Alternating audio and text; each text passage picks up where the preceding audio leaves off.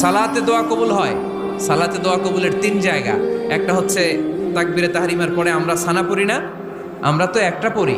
আল্লাহর হাবিব সুন্নাহ এবং নফল নামাজে আরো পড়তেন সানা, ওই দোয়া কবুল হয়। 2 নম্বর জায়গা সালাতে সেজদায় পড়ে দোয়া করলে কবুল হয়। আকরাবু মা ইয়াকুনুল আবদু মির রাব্বিহি ওয়া হুয়া সাজিদ ফাকসিরু ফীহি দুআ। বান্দা যখন সেজদায় লুটিয়ে পড়ে, বান্দা আল্লাহর সবচেয়ে কাছে চলে যায়।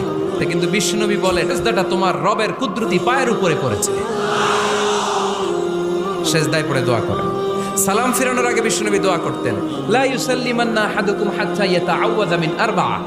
আল্লাহর হাবিব বললেন 4 জিনিস থেকে পানাহ না আছে আমার কোন উম্মত যেন সালাম না ফিরায়। তারা যেন পড়ে আল্লাহুম্মা ইন্নী আউযু বিকা মিন আযাবিল কবর, আউযু বিকা মিন আযাবি জাহান্নাম, আউযু বিকা মিন ফিতনাতিল মাহইয়া ওয়াল মামাত, আউযু বিকা মিন ফিতনাতিল মাসিহিদ দাজ্জাল।